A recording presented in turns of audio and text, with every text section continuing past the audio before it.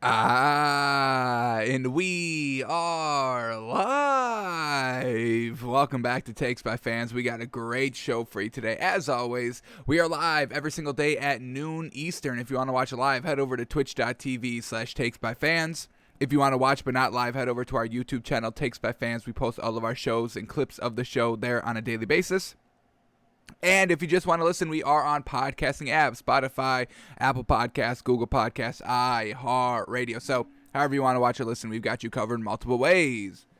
Alrighty, today is a big old Wednesday. We just had the latest episode of Hard Knocks on last night, so we got to break that down today on the show. And then we will also be continuing on revisiting our training camp narratives that we set for every team before training camp started, evaluating those narratives. Did we see what we wanted to see? Can we start buying these teams, or are we going to be selling the teams because they didn't accomplish what we kind of set out for them to do, or just kind of figure out in general over the course of training camp? So we'll kind of break down the remaining. Hopefully we can get through all the rest of the narratives today, and then we can kind of focus on the win totals for every single team for the rest, because we got 8 shows left. Besides today, we got 8 more shows left before week 1 kicks off with Thursday Night Football. So we are very, very quickly approaching the season, and I do still want to see how we can make some money betting on every team's win total. So I'm pretty sure we should be able to get it all done before, Thursday, which is going to be great, but, we still got other things to do on the show. So let's just jump right into it with the stories of the day, and the first one up, well, let's just talk about Hard Knocks that just was on last night. Now, this episode, it was good. Once again, it was good, not as good as that first episode. I don't know if it was just because, we've gone so long without football, our first look at something football-wise, gauging our interest a little bit more, and then there was a lot of great Dak information in that episode, and a lot of just great plays overall. But this episode's still pretty decent, still solid, still watchable, still entertaining, and all that good stuff that we want to see while we're watching Hard Knocks. So let's just go over what our notes were that we were taking down as we were watching the episode yesterday. So here we go. First note up here, Mike McCarthy. Once again, we're just trying to truly figure out if this man is a good leader, if people buy into him, if he's respected with the coaches and the owners and the players and all that. We've kind of seen Jerry Jones kind of, I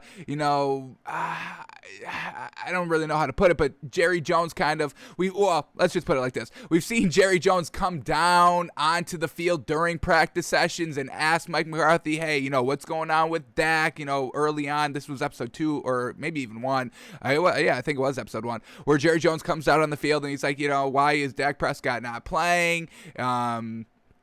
Why isn't he, working on the plays? Why is he, recovering? Why is he starting to get rehab? And that was kind of Mike McCarthy's decision. Hey, Dak, why don't you go get treated? You don't need to be on the field. You already know this. But Jerry Jones was like, why is Dak Prescott not practicing? And then the next thing we know, Dak Prescott's back out on the field, even though he can't throw, still running through all the plays. So we're still not really sure who's making the final decisions here in Dallas. But we did kind of see in yesterday's episode of Hard Knocks, Mike McCarthy, they had a little bit of a COVID mini scare / outbreak in the Cowboys facility. So Mike McCarthy, in the coaches meeting, he was wearing a mask, and he was telling all the coaches in the coaches meeting, hey, let's be smart about the mask, let's wear our masks. And then they panned to a shot of all the coaches in that meeting, and there was about 4 coaches wearing a mask and everybody else isn't. So Mike McCarthy trying to lead by example, but all the other coaches aren't truly buying into the masks, wearing the masks around the facility. So are people respecting Mike McCarthy? Are people buying into him? His own coaching staff wasn't listening to his own advice, and we're talking about Joe Philbin was one of the coaches that I saw not wearing the mask, the offensive line coach for this Cowboys team. So it's just once again, we're still not sure what Mike McCarthy is totality-wise as a coach. It's nothing great. Like we said, this is not a great coach, one of the best coaches of all time, of just what we're seeing, what's available to us, all the information and footage and all that. It just doesn't seem like Mike McCarthy truly earns and gets kind of, unfiltered respect by everybody on this team. So Mike McCarthy, folks, I don't know if this man is really that great as a coach. Nobody really respects him 100%. Nobody really buys into him 100%. Now, are there other coaches in this league that everybody buys into 100%?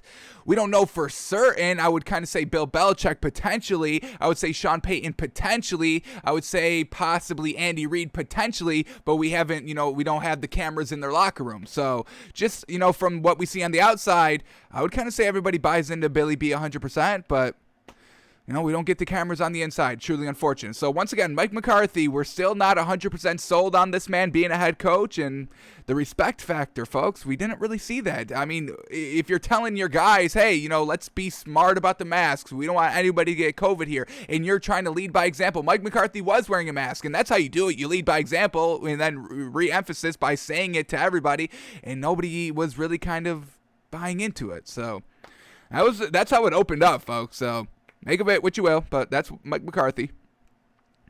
All right, what else we get here? All right, and once again, going back to the taunting penalty that's going to be kind of, outrageously called throughout this entire season. I mean, folks, it's going to be almost every week we're going to be talking about an egregious taunting penalty that ended up hurting a team. It's going to happen, folks, and it's going to happen a lot, and it's going to be very frustrating.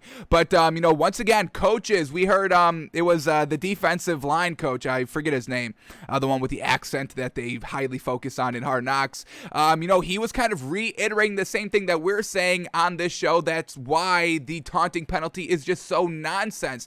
That coach, the defensive line coach for the Cowboys, was like, hey, y'all have to make your own juice. Y'all have to make your own energy. I'm not going to be out there holding your hand, as, taking you step by step through the process when it's game day out on the field. You have to be pumped because it was hot in practice and everybody was like, oh, it's so hot.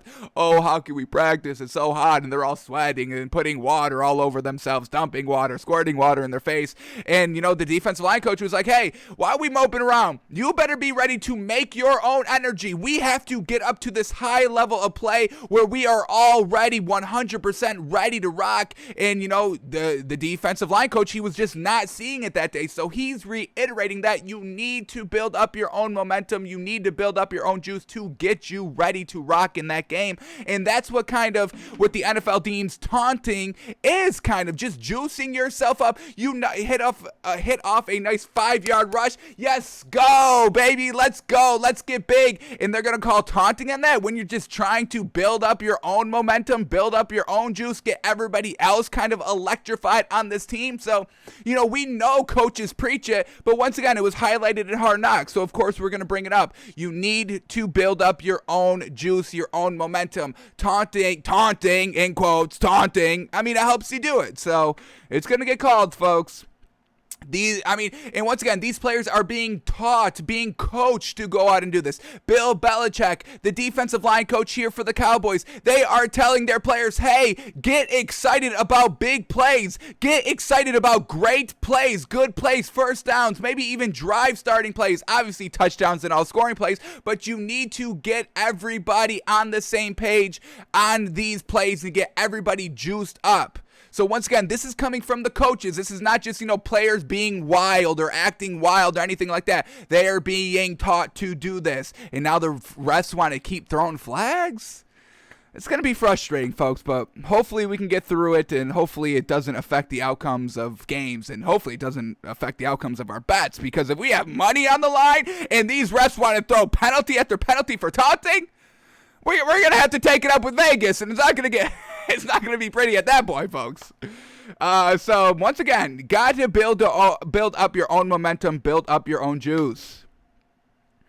All right. Next note up here, we get Jaquan Hardy, and we're going to check the cut list because we know, teams have been cutting down the rosters over the last 2 days, and that's kind of where it left off in Hard Knocks at the end of the episode. We'll definitely see that next week in Hard Knocks episode. But let's talk about Jaquan Hardy, the running back that's still kind of fighting for a spot. The number 2 running back kind of went down, and Jaquan Hardy, this was his opportunity to kind of seize the moment and be the next man up. And I don't know how I feel about Jaquan Hardy. I don't know if I like him or don't like him, or if he truly understands what is going on, because the running backs coach was just kind of like, hey, do you understand what this moment is? You have the chance to kind of be the next guy up. You need to get in that work. And then we see Jaquan Hardy writing in his notebook, seize the moment or something like that. It's like, you really need to write that down. That's just not like, that's not, as soon as you hear that, you understand 100% what it means and is ready to rock. You need to make a note of, hey, seize the moment, seize the opportunity for the next man up. You need to write that down.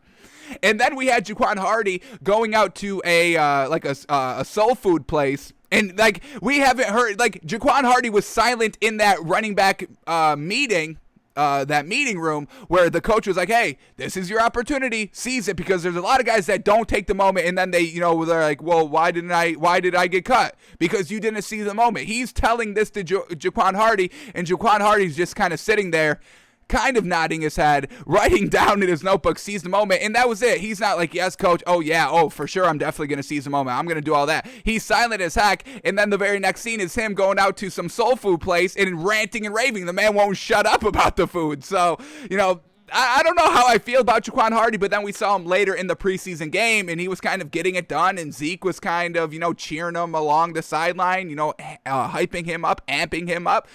So that's great by Zeke, and that's, once again, points to the leadership.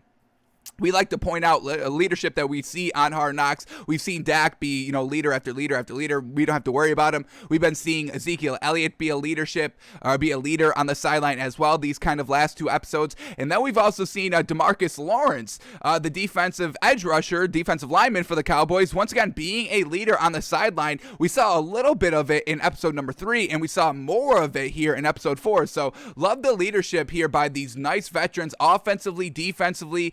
Dak Prescott, hyping up the defensive players as well, and DeMarcus Lawrence hyping up the offensive players as well. So it's all, it's full team offense getting along with defense getting along with offense, truly being a family, truly being a team. So for that, we love seeing that. So DeMarcus Lawrence looking great at that leadership position. Zeke Elliott hyping up Jaquan Hardy on the sidelines, so that's great. And then another thing that I liked on Jaquan Hardy is, so he's in the game, and it's they're trying to score, and he's like, we just need to score. I don't care who scores. I don't care if I score. We just need to score. So I love that kind of unselfish attitude by Jaquan Hardy. I don't think he got cut. We're going to look up those cuts in a minute after we're done going over the notes to see if that Azur Kamara man made it, Isaac Alacone made it, and we'll check if Jaquan Hardy made it as well, the final team. Because those are kind of the 3 big players that Hard Knocks has been focusing and featuring these last couple of episodes, so we'll see if they made the final team. But yeah, I love that kind of unselfishness by Jaquan Hardy. I don't care who scores. We just need to score. Laying it all out on the line. And then also that kind of final drive, it was like 2 minutes left. They were already getting blown out. It was like 34-7 at that point. Already getting blown out. Not going to win the game. But Ben DiNucci, the quarterback, was still out there. Jaquan Hardy was still out there at the running back position. And Isaac Alacone was out there on the offensive line. And they drove down. 2 minutes left. Meaningless for winning the game, but still, getting valuable reps and opportunities to prove yourself, and they went down and scored a touchdown. So real great, just everybody buying in. Jaquan Hardy truly seemed like he understood the message, even though he didn't really kind of vocalize that he understood the message, and was more kind of enthralled with the yams. He was saying he couldn't get over the yams. They were so gosh dang good. So he loves his food, but can't blame him there. So we got Jaquan Hardy. What else we got here?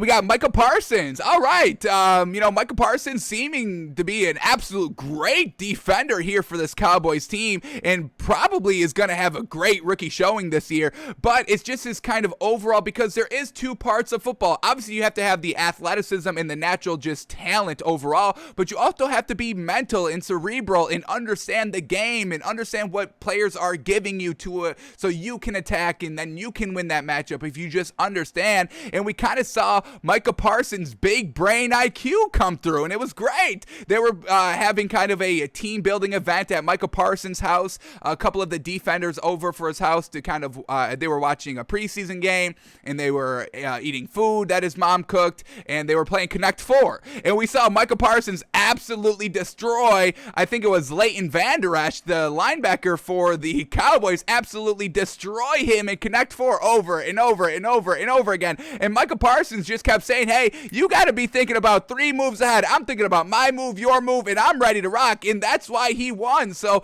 Micah Parsons, yes, he's a great athlete, but he also has that big brain IQ that is needed to play at a high level and to be a great defender or just a football player in general. He's got that big brain IQ. So I love seeing that by Micah Parsons, and I can't wait to see what this man does defensively, because we've been seeing him, create turnovers all the time in preseason. Now we're starting to kind of see his mental side and his brain work, and hey, he's thinking 3 moves ahead, 5 steps ahead. Hey, if you think you're going to use that move, Micah Parsons knows you're going to do that move, and he's going to counter that move, and then he's going to win, and he's going to either break up the ball or intercept the ball over the middle or force a fumble or recover the fumble, because he knows he's cerebral on the field. He knows how to get it done. So Micah Parsons destroying Leighton, Vander Esch in Connect 4. It may not seem like nothing, but I'm telling you, the man's got some strategy. He understands just how things work and, moves. It's like chess. To be a grandmaster in chess, you must be thinking about 20 moves in front, and that's what Micah Parsons was doing. I know it's only Connect 4, but it's still Connect 4. It's still a game. It's still some competition. There is still some strategy. And once again, just building upon move on after move after move, thinking about those moves, your moves, my moves, thinking about that ahead. And he was beating his ass. He was beating his ass in Connect 4, folks. So watch out for Micah Parsons. We've seen the athletic side, and now we're seeing the big mental side that he had in episode number 4. It's fantastic. All right, next up here, Dak Prescott. Once again, this is it. This is going to be the last time we say it. We're not even going to be bringing it up, because us bringing it up is still kind of talking about it, and we don't even want to talk about it at all. So here it is, last time. Here it is, for the final time. Dak Prescott's 100% gosh dang healthy, folks. Gosh dang, that man was out there throwing, feeling good. It was just a small segment, but Dak Prescott, he was on a pitch count in episode 3 that we saw, and then here, episode 4, no pitch count, letting it loose, rolling out of the pocket, throwing on the run, throwing deep, throwing short, throwing accurate as heck, like he always gosh dang does. And Dak Prescott is 100% healthy. The shoulder injury is no longer a problem. It is no longer an injury. It is fully recovered. The ankle injury, it is 100% recovered.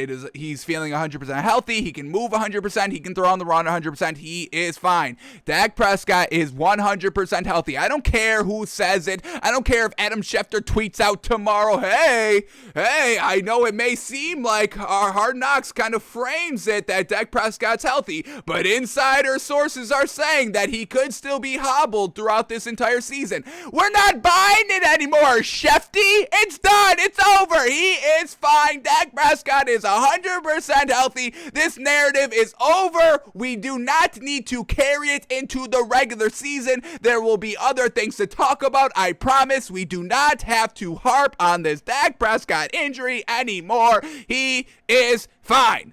100% fine. Looking fantastic. I can't wait to see this man in action, folks. This man was on pace to throw 6,000 yards last season. Oh, my goodness. Whoa, that first player to throw 6,000 yards. Ooh, folks, you are getting a permanent spot on this wall. So, Dak, if you want to seize that moment and get a permanent spot on the wall here for our canvases, go out and throw 6,000 yards like you were projected to do last season. We believe he can definitely do it this year, especially with that extra game. Damn. So Dak's looking good, folks. Dak is looking gosh dang good, and I can't wait to let him have it, let it rip here this regular season. It's going to be great. Woof. All right, what else we got? We got one more thing here, one last note. So Isaac Alicorn, the offensive lineman from Mexico, he ended up he ended up as a team captain for the final preseason game. And once again, Dak Prescott's leadership comes out when they're kind of in the locker room ready to go out onto the field to play that preseason game. Dak Prescott's kind of slapping up Isaac Alicorn, getting real excited for him. I think Isaac Alicorn kind of broke down the huddle at the very end, just kind of broke down the huddle at the very end in the locker room. And then Dak Prescott's, clapping, all smiles, cheering him on. So once again, just Dak Prescott being an overall great leader. This was a huge moment for Isaac Alicorn, a no-name in this league, trying to make the team, the overall final 53-man roster. He gets the captain tag. Dak Prescott's happy for him, cheering him up because he knows it's a big moment. Final preseason game, final time to show it. Show your leadership on the huddle, in the breakdown. Show your leadership at the captain. go out and win the coin toss, go out and, get it done on the field. And Isaac Alicorn kind of did all of that. And maybe Dak Prescott played a huge part in Isaac Alicorn's confidence, played up his confidence, and then he was able to kind of, do good in the game. So, once again, just Dak Prescott being a great leader out here. It's coming through, folks. It's absolutely coming through. Oh, and then, obviously we have to talk about Dak Prescott. He's not just a great football player. This man is an inventor. The man's about to be a mogul here. The man's coming out with a pylon Prescott game, tailgate game, about to sell it for $40. You throw a little football at the pylon, you win, you're having fun, and it's Dak Prescott, getting rich off the idea. So, hey, the man is just overall great, folks. How can you not like Dak? Smart, financially literate, athletic, great at playing quarterback, leader as heck. Oh my God, can't praise Dak Prescott enough, folks. So that was kind of all of the notes that we have. So now that kind of final cuts are mostly out of the way. I think it is officially complete. All 53 men roster. I think it had to be cut down by yesterday by 5 o'clock. So now that we know all the cuts, let's see if our kind of Hard Knocks, the players that we were supposed to root for Hard Knocks, just because that's who HBO profiled throughout multiple episodes. So let's see if those kind of three main players that HBO has kind of been filming, Isaac Alicorn, Azur Kamara, and Jaquan Hardy. Let's see if those three players made the final roster. So we have all the cuts here by the Cowboys. Let's see these players cut by the Cowboys. We have Anthony Hines, the third linebacker, cut. Unfortunate. We got Brennan Eagles, wide receiver, cut. Unfortunate. Also never kind of even mentioned in Hard Knocks. How unfortunate. How unfortunate that you get cut, even though that you are on Hard Knocks and like filmed and all that. Or not even filmed. I mean, you weren't even filmed at all. They didn't even put you in the episode, any episode, and then you get cut. It's like, yeah, you weren't even a Cowboy. Were you on Hard Knocks? Oh, they didn't even show you. Oh, and you got cut? That's unfortunate. So far, not great here. What else do we got? We got Kyron Brown, cornerback, cut. We got Hunter Niswander, punter, cut. We get Lurim, Hajrullah, kicker, cut. We get Stephen Parker, safety, cut. We got Garrett Gilbert, quarterback, cut. Unfortunate. Dak's back, baby. We don't need no more quarterbacks on this team. Garrett Gilbert, you're out of here. Ben DiNucci, who definitely needed to be cut. I mean, this man, I don't want to disrespect this man, but Ben DiNucci is absolutely atrocious at quarterback. I'm sorry. This man is throwing pick after pick after pick in preseason, getting blown out. The Cowboys lost all four. They had an extra preseason game to try and win one, and they lost every single one of them. And Ben DiNucci was kind of a big reason. They were never able to move the ball at all. I want to say the most points they put up in preseason was like 14 points. Let me go over these games because Ben DiNucci was floundering big time. This was your moment. Obviously, there's no way that you can win the starting job over Dak Prescott, but still, you could have been a little bit more better to kind of get a second look somewhere else on a different team. But here's the Cowboys' points total throughout their entire preseason games this season, and Ben DiNucci playing hefty minutes in kind of every single one. So, preseason game number 1 against the Steelers, they put up 3 points. Against the Cardinals, they put up 16 points. Against the Texans, they put up 14 points. Against the Jaguars, they put up 14 points. What is that? Y'all are scoring like two scores every game? I mean, 16 points? It's like, what are we doing out here? So absolutely not good by Ben DiNucci. Truly unfortunate that he was cut, but it's truly deserved. So Ben DiNucci was out of there. Unfortunate. Who else do we get? We get Osiris Mitchell, wide receiver, cut. We get Jaquan Hardy, running back, cut. Oh, they cut Jaquan Hardy. Oh, man. Darn. Rex Specs. Jaquan Hardy has officially been cut. Unfortunately, didn't seize the opportunity. Didn't write down the note enough to kind of seize the opportunity. It seemed like he was playing pretty decent in that preseason finale. Let's get up his final rushing yards for preseason game number 3 here. Against the 4 against the Jags.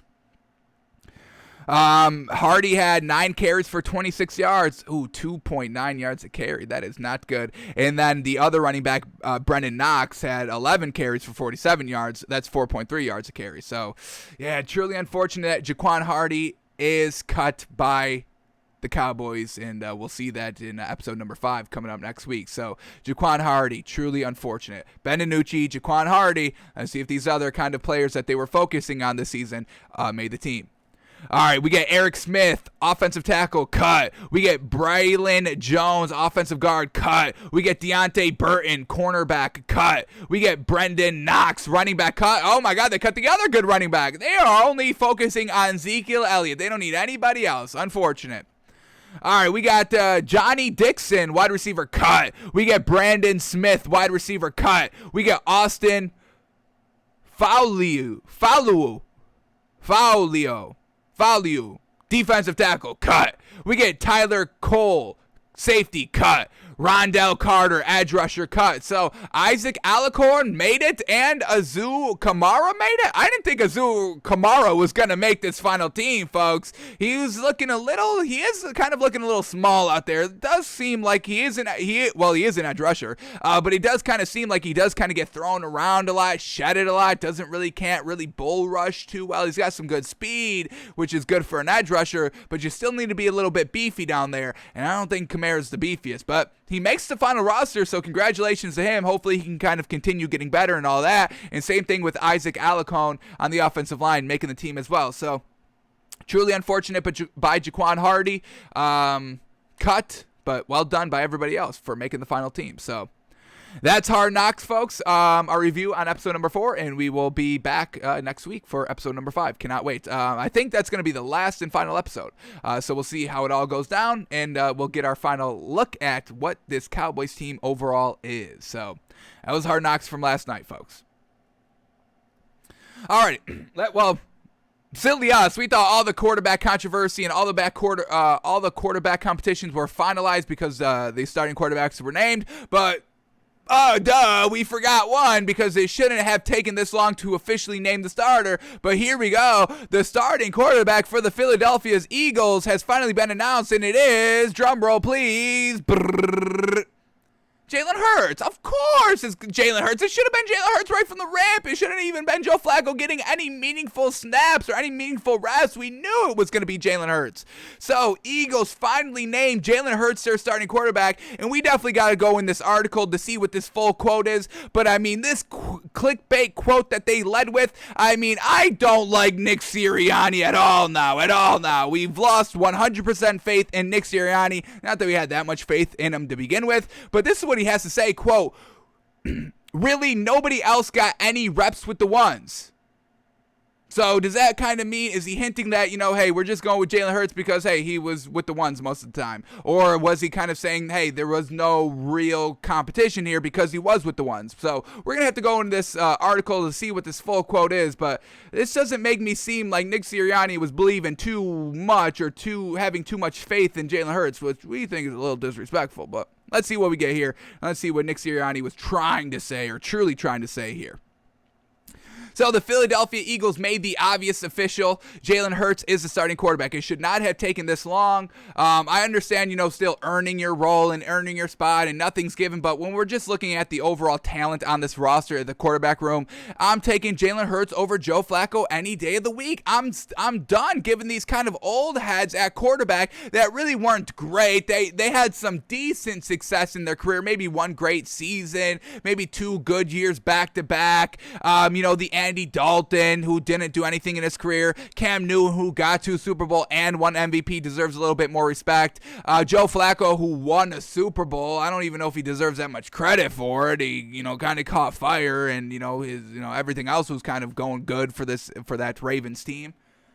But I'm done with the old heads. We know what they can do, and it's mediocre. Yes, they have kind of one big accolade. Like I said, Cam Newton getting to a Super Bowl, Joe Flacco winning a Super Bowl. I get all that, but, sometimes you just catch fire. But when we take a look at their overall body of work, it's just super lackluster for what their kind of main achievements are. It's lackluster overall. So, of course, I'm taking Jalen Hurts over Joe Flacco. Why am I giving Joe Flacco more opportunities in this league? Why are we giving Andy Dalton more opportunities in this league. They had 10 plus years to do something. They had their time. I'm going with these other kids that are showing great signs, great achievement, and just great overall skill right off the rip. So yeah, let's develop that. We've got this man under rookie deal. Let's play him so we make the right choice. Now, if they went, let's just say they went with Joe Flacco this season. Joe Flacco's not going to be around for 2 years. He's most likely not even going to be around next season. So now you went with Joe Flacco this year. We're going into year 3 of Jalen Hurts, and you still don't know what he can do. So now, we're getting at the end of that kind of rookie deal where we have to kind of make our final decision. Do we keep him? Do we try to keep improving with him? Do we draft somebody else? Do we bring in a free agent? What do we do? So, I understand you have to kind of earn your spot here, but we all knew it was going to be Jalen Hurts. And once again, you're just kind of taking valuable attention, valuable time away from Jalen Hurts. I know he was still playing with the ones the majority of training camp and all that, but still, you're still kind of putting that in the back of their mind, everybody else's minds, the wide receivers, the offensive line. Hey, it may not be Jalen Hurts, so now I have to kind of truly focus a little bit more on Joe Flacco, and I got to spend a little bit more time with Joe Flacco getting, the timing right and everything down, because he could still be potentially the starter. So I just think it's taking away valuable time for cleaning up and shoring up your offense. It seemed like everybody wanted a quarterback competition here this season. I understand it still pushes players and makes other players get better. I understand the reasoning behind quarterback competitions, but I also think not having a quarterback competition just makes everybody a little bit more cleaner overall. They know who's kind of the main man here. They know who's going to be taking charge. So they can all kind of get behind them 100% instead of kind of splitting. Well, I have to get, 80% behind Jalen Hurts, but also 20% behind Joe Flacco because he could be the starter because Nick Sirianni is not saying anything. All I'm saying is that I'd rather be in camp with an Aaron Rodgers over a Jalen Hurts because I know Aaron Rodgers is 100% the starter. Maybe not the best example because we didn't even know if he was going to kind of be around. But, overall, I want to be on a team with a kind of Aaron Rodgers where I know he's 100% the quarterback, the leader, the focal point of this team overall, and not kind of in this Eagles situation. So once again, Nick Sirianni kind of striking out here early on in his coaching career. But let's see what these quotes are and what he was saying about naming Jalen Hurts the starter. So here we go. The Philadelphia Eagles made the obvious official. Jalen Hurts is the starting quarterback. Coach Nick Sirianni made the announcement Tuesday, noting that Hurts took all the first-team reps during training camp, which is great. So at least he wasn't taking away opportunities from Jalen Hurts. So for that, that's pretty good.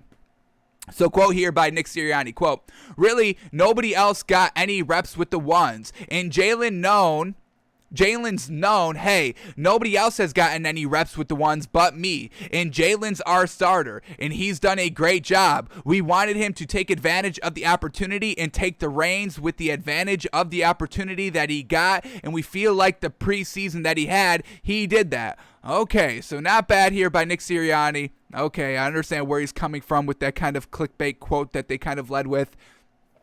Everybody kind of knew it was going to be Jalen Hurts. It's just like, then why did Nick Sirianni not just say it? I think I think you do hurt the team a little bit. It's not a big hurt. It's not, oh my God, it's a season-ending hurt. But it is a little bit of a, why are we not fully getting behind our man? If you don't have, your starting quarterback known and, ready to rock, you're not going to win. We all know the quarterback is the most important position in the roster. So why not just get him? Hey, he's our guy 100%. Nick Sirianni is saying, hey, he knew he was going to be the starter. Even I knew he was going to be the starter. That's why he was getting all the reps with the ones. But why not just say it? Why have this little mystery surrounding it?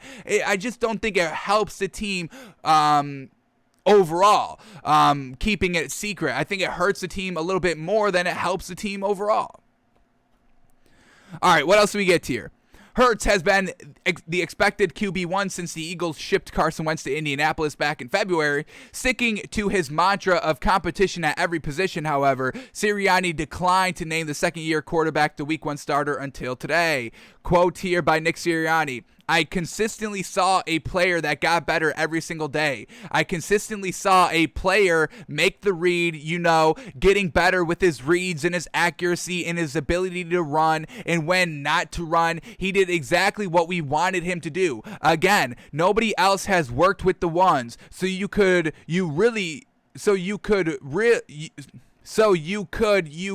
argue we named a starter a while ago. Yeah, you can argue that, but once again, just come out and say it. Why the mystery? Why this game? Because maybe you weren't truly fully believing in him. Hindsight, he can say all this. Yeah, we gave him all the reps with the ones. Of course he knew. We all knew. We just didn't come out and say it. Of course you can say that now since you named him, but the real reasoning, just kind of living 2-3 weeks ago in the moment, maybe Nick Sirianni was like, yeah, maybe we do go with Joe Flacco. Now he can say that because it is hindsight, because it is over, because it wasn't said, because everything that wasn't said, of course you can say it now. So yeah, you can say, of course he was with the ones, but then, you also bring in Gardner Minshew. So it's like, what the heck are you truly doing? Why are you stacking? These are all solid quarterbacks. I'm not the biggest Joe Flacco believer, but I do believe he can just be a game manager and can have some decent success if the overall team is good. And, Gardner Minshew, we believe he could be a starter in this league still. So it's like you've got all these other quarterbacks that could still potentially be a starter somewhere in this league, and you're getting all these quarterbacks on your team and then telling us, hey, of course it was Jalen Hurts the starter. It's like, yeah, you're saying that, but your actions, that's not really what was going on. So I just don't understand the mystery and just keeping it under lock when, of course, we all knew what was going to happen. Same thing with, with the Jaguars. We all knew it was going to be Trevor Lawrence. Now, thankfully, Nick Sirianni didn't make the big mistake that potentially Urban Meyer has by giving Gardner Minshew a lot of time with the ones. Nick Sirianni was still not giving a lot of times with the ones with Joe Flacco. So for that, I can get behind Nick Sirianni a little bit more. All right, what else do we get here? Again, back to the quote. Again, nobody else has worked with the ones, so you really argue we named a starter a while ago, but Jalen will be our starter, and he's earned that right with a great preseason, and we got a lot of confidence in him in that locker room in general. So that is great here. Great confidence showing out here by Nick Sirianni. Like what he's saying about Jalen Hurts, that, hey, he's earned the right. He's looking great. We're impressed with him. We like what we've seen. So for that, once again, I can kind of get behind Nick Sirianni a little bit. Alrighty, we've got one more quote here, so let's read the lead up. A dual threat Hurts needs reps in seasoning to prove he's the long-term answer under center. He'll get that as he leads the Eagles beginning week 1. After coming over in a trade from Jacksonville, newly acquired quarterback Gardner Minshew will begin his tenure as the team's number 3 quarterback. Veteran signal caller Joe Flacco remains Hurts' backup. And last quote here by Nick Sirianni, the world saw what Joe Flacco did in the 3rd preseason game. Okay. He had 188 yards and 2 touchdowns. Okay, congratulations, Joe Flacco. You got it done in preseason game number 3 where all the backups were playing. We just saw that with the Cowboys in Hard Knocks, episode number 4, folks. It was all the backups playing. So congratulations, Joe Flacco. Real great performance. Yeah, great. So finally, Jalen Hurts has been named the starting quarterback, thankfully. And now we'll see what this offense and just team overall with Nick Sirianni at the helm is going to be capable of, because I don't know, man. I don't know about this Eagles team. We'll see. It's going to be a tough division for this Eagles team to compete in. The Cowboys are looking real good. The Washington has a real great defense, and the Giants are really good on paper. And this Eagles team, they're not the most deep on paper. So we'll see how they perform.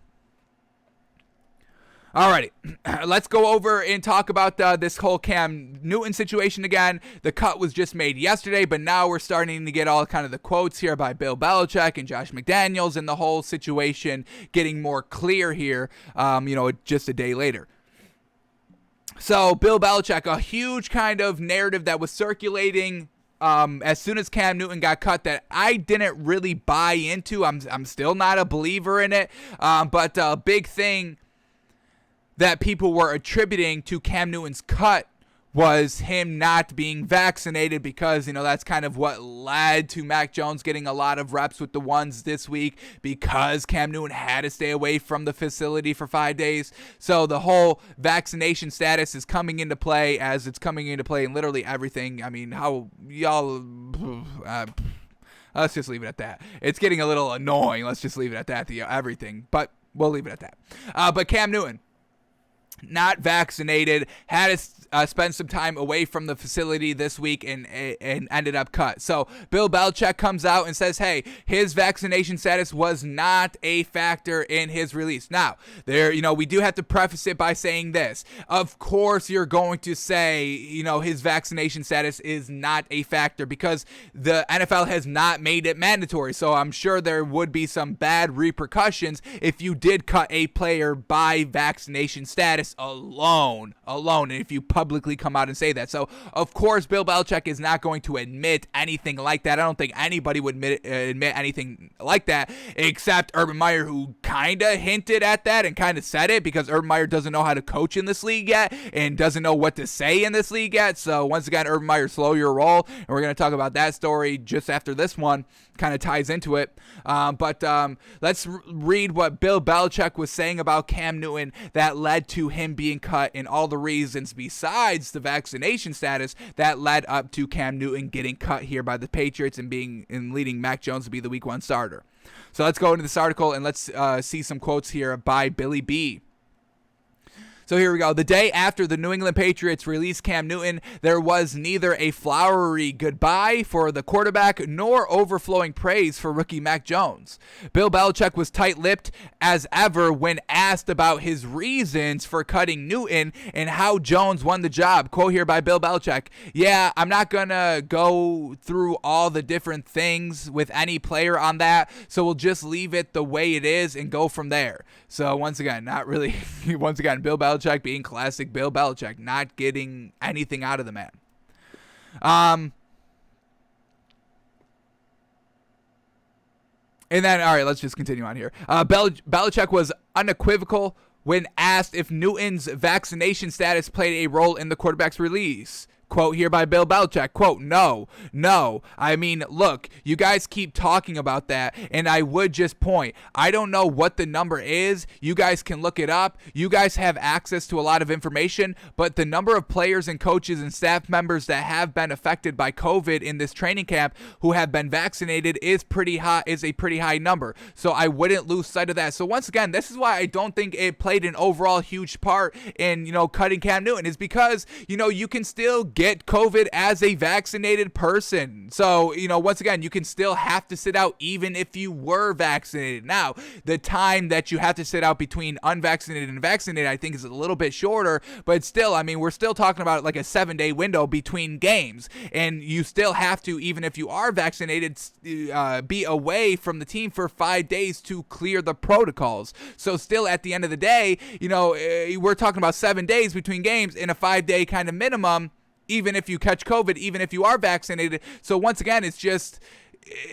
yes, why are we putting that much stake in, villainizing everybody that's not vaccinated? It just doesn't make sense. So Bill Belichick kind of points it out there, hey, vaccination status has nothing to do with this cut right here. People can still get COVID and still have to be out even if they are vaccinated. So there's no reason to use that as a reason to cut or keep anybody.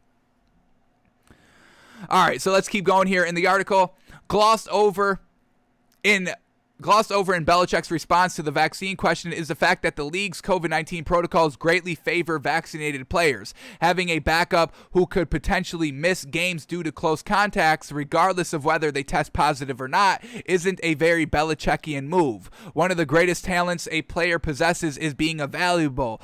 Belichick's mentor, Bill Parcells, was fond of noting. Agree or disagree with vaccination is a simple fact that, given protocol, unvaccinated players are at a greater risk of not being available on a given game day. Newton missed 5 days as a miscommunication regarding COVID-19 protocols, which seemingly opened the door for Jones to swipe the starting gig. Belichick reiterated that Newton's vaccination status for that stint didn't play a role in the decision, saying, quote, "No, we have other players on the team who aren't vaccinated, as I would say probably every other team in the league, and we've had minimal, but throughout the league, there have been quite a high number of, I'd say, players who have had the virus who have been vaccinated." So your implication that vaccination solves every problem is just not really.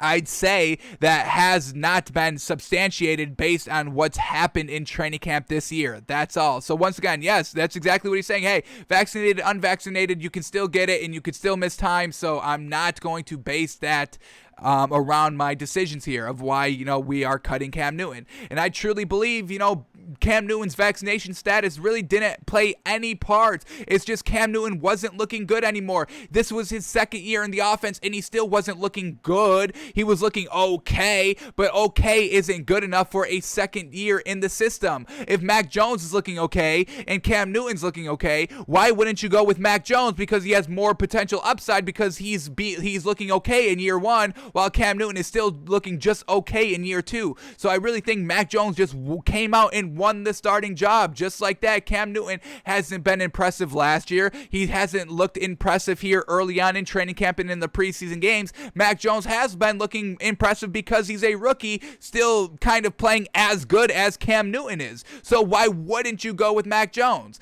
Everybody's placing this huge vaccination status as the sole reason Cam Newton got cut. I'm not buying it. All right, we get any more quotes here? We get 2 more quotes here, so let's read some lead-ups here.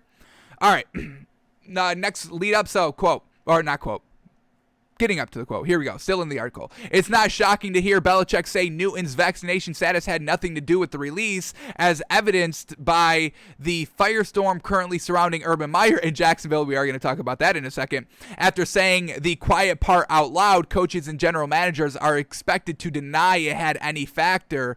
Belichick noted many factors went into releasing Newton, saying, quote, "Well, I mean, that's our decision. We've had weeks of meetings on all players, so it'd be impossible to rehash everything that happened at the position or any other position, but ultimately there's a lot of factors that are involved, and we made our decisions."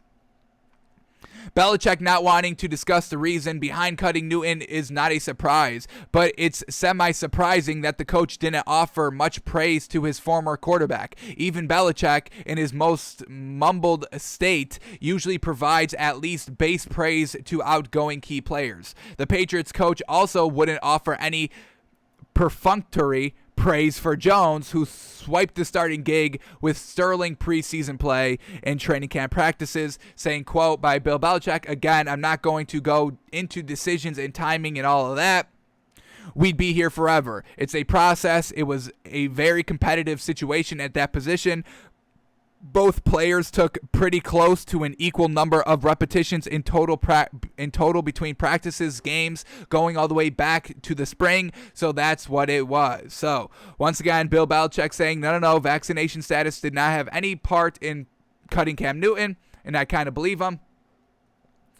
All right, so let's not move off of the Patriots just quite yet. Let's get Josh McDaniels' take on this whole quarterback battle. So Josh McDaniels, the offensive coordinator, on why he's comfortable with Mac Jones at QB1, saying, quote, "When you look at the whole body of work since he's gotten here, he's been well prepared each day to come in and do the things we ask our players to do. He's improved. He's generally taken care of the football." So once again, he's just being as good as Cam Newton has been. I don't think Mac Jones has been looking that great, fantastic, oh my God, wow, this man's definitely got it, or looking that much better than Cam Newton. I just think Mac Jones is looking equal to Cam Newton, and at this point, we get older Cam Newton aging or young as heck Mac Jones. If they're both looking the same, why would we stick with Cam Newton? It kind of makes no sense. All right. So that is everything. Well, no, not just quite yet. So the Patriots are so big and high on Mac Jones that they got rid of Cam Newton, but they also got rid of Brian Hoyer, who's been on this team, I believe, multiple times. I think they cut him and bring him back and have him play backup and potential starter, and then we all know he doesn't start. So Mac Jones, he's got this kind of Patriots team looking at the right quarterback, and once again, this kind of plays into Cam Newton. They're getting rid of Brian Hoyer as well, so it's nothing with the vaccination status with Cam Newton. It's just the overall play by Mac Jones is superior than every other New England Patriots quarterback here on this roster. So Brian Hoyer, released by the Patriots. Unfortunate for him. All right, before we get to Jacksonville's whole vaccination cutting comment, let's finish here with Ron Rivera, because now we have the quote by him. This was kind of what we talked about a little bit yesterday. Hey, Ron Rivera with Cam Newton, potential reunion. We didn't really think so because, Ron Rivera had a chance to sign Cam Newton when Ron Rivera got here in Washington, when they really didn't have a quarterback. I mean, they were rocking with Dwayne Haskins, Alex Smith, who wasn't 100% back just quite yet, and then Taylor Heineke. So obviously I'm taking Cam Newton over most of those quarterbacks. Maybe Alex Smith healthy, it's a debate. But yeah, over Dwayne Haskins in a heartbeat, over Taylor Heineke in a heartbeat, over Alex Smith, injured, post-injury, in a heartbeat. So Ron Rivera had his opportunity to go out and get Cam Newton before. I don't see him doing it now. So let's see. We get Ron Rivera's comments right here on the whole Cam Newton thing. So let's see what he's saying. And if there might be a reunion, maybe come next season, potentially. So let's see what we get here. The New England Patriots releasing Cam Newton resulted in a trove of questions about where the former NFL MVP might take his talents next. You can cross one connection off the list. The Washington football team made more lists of potential landing spots for Newton, given his relationship with head coach Ron Rivera from their time together in Carolina. Rivera, however, said the team is set at quarterback, saying, quote, "It did pop up on our radar, but just so you know, Ryan Fitzpatrick is our starting quarterback." Okay, so that's where we are. We have 3 guys we like that all came to camp, did a nice job for us, and we're going to go forward with that. So once again, really tight-lipped, not offering really anything. He's just kind of saying, once again, yeah, it popped up on our radar, but we've got our quarterback. So that's all we get from Ron Rivera, being a little bit tight-lipped here. But once again, he didn't take the opportunity in 2019.